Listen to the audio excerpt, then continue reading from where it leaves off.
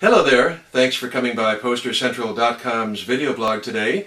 I'm Pete Howard, and here we've got the biggest show of stars starting off a new decade, 1960, right on the cusp of 59 to 60. And of course the biggest show of stars, that traveling cavalcade of hitmakers, sometimes one hit, but sometimes a lot more. So here it is, the winter 1960 edition of the biggest show of stars. Because you could call it the winter of 59, but it's early 60, so the winter of 60 certainly looks better on the posters and makes people feel like they were getting something brand new and hip. So just a beautiful, like any BSOS, biggest show of stars poster, just a beautiful design of colors and, pictures and artist names and song titles and everything. But this one is, I don't know, I think it's got with the Day-Glo orange for Frankie Avalon and the artist names. I think it looks really special. What is funny, of course, this is a tour blank, which was used for many weeks, and that means the part across the top from this one's from Lansing, Michigan, was printed in after the color portion. But even this tour blank underwent a change. A month ago, for example, in Scranton, Pennsylvania,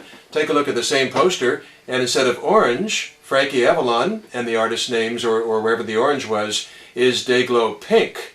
So that's interesting how they would, switch out that primary color, a main ingredient of the poster, and here it is again in orange with Frankie Avalon and Rydell and so forth like that. So, speaking of the lineup, we do have Frankie right across the top there. Show you the venue info, see the Civic Center in Lansing, Michigan, February 28th of 1960.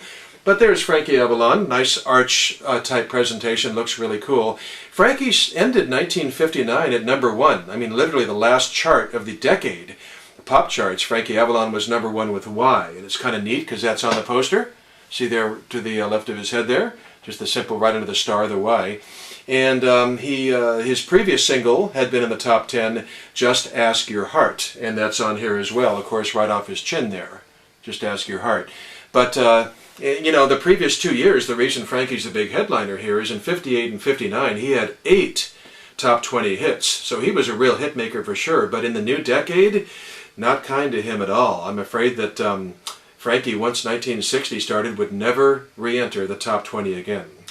Then we have, below his picture, we have Clyde Mcphatter, of course, formerly of the Drifters, and Clyde's salad days were behind him as well. He'd try again with Let's Try Again, right there on the poster, but that barely made the top 50. But Clyde would have one more nice top 20 hit a couple of years later with Lover Please, Please Come. I'll just say Lover Please and not sing it. Imagine if I did.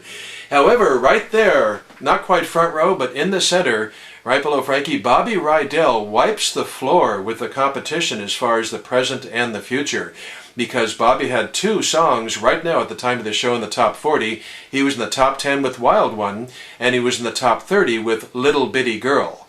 So we had 2, as I said, writing. And the previous year, 1959, he had 1 top 10 hit, We Got Love. And that's the one they chose to put on the poster, because when they designed the poster, they didn't know about the 2 newer ones.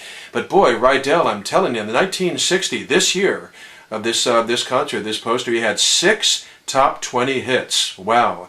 Nothing went to #1, but 6 top 20s. And Bobby was on a streak all the way through 1963, but late 63, early 64, once the Beatles hit, Bobby would never enter the top 40 again. And that was true, of course, with a lot of early 60s acts. Then we have Johnny and the Hurricanes, an instrumental band, and Reveille Rock was their last 45 that went into the top 30, and it's mentioned there above their heads. That's pretty neat, Reveille Rock. And their current top 30 hit was Beatnik Fly. And then we go down to the next row, and we find the crests there. And there they are. You can see nicely pictured with all this, this is just so colorful. It's so much fun. They had 2 top 20s this year, but, they could just never duplicate the success of 16 Candles back in 1958, which helped form an era for sure. Freddie Cannon, there in the middle in that green oval, pretty neat. He was coming off a #3 hit with Way Down Yonder in New Orleans, which gets nice credit. And then Sammy Turner also had a #3 last year with Lavender Blue, but for this poster they chose to use the song Always, which was also a top 20 hit for Sammy Turner. That's pretty cool. And then we go to Linda Laurie. Let me reposition here so I can best show you and talk about Linda Laurie. There she is. And it's funny, Linda Laurie never had a top 40 hit as a performer, but she wrote 2 top 5 hits, 2 smashes for Helen Reddy.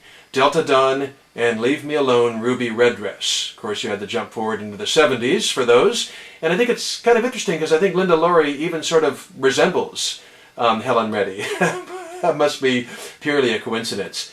Then we have, ta-da, the act with the most rock and roll credibility on the poster, and that's the Isley Brothers. And look at that, the three faces and Shout. That is so cool. Now, Shout barely made a dent when released as a single in their first chart record in 1959, which is why they're so low on the poster. But of course, we all know they came on strong just a couple of years later with Twist and Shout, and Never Look Back on their way to the Rock and Roll Hall of Fame.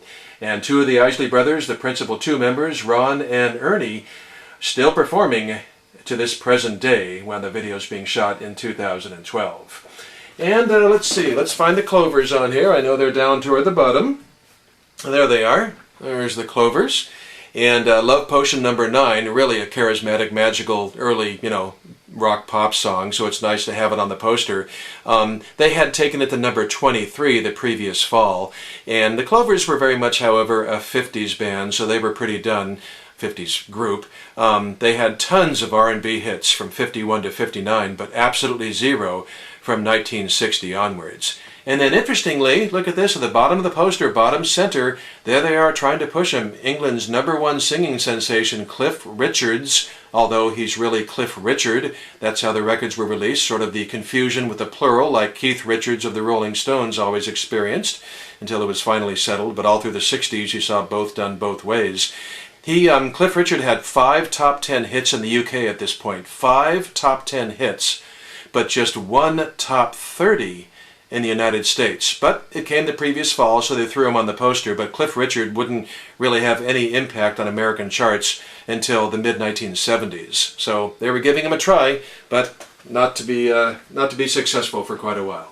Great, colorful Cavalcade of Stars poster, the biggest show of stars for 1960. Great fun stuff, beautiful graphics, original, totally original cardboard. It's the way they made window cards back then. Tour blank, so see if you can find one from a city near you. Thanks a lot for dropping by. We'll see you next time. Bye-bye.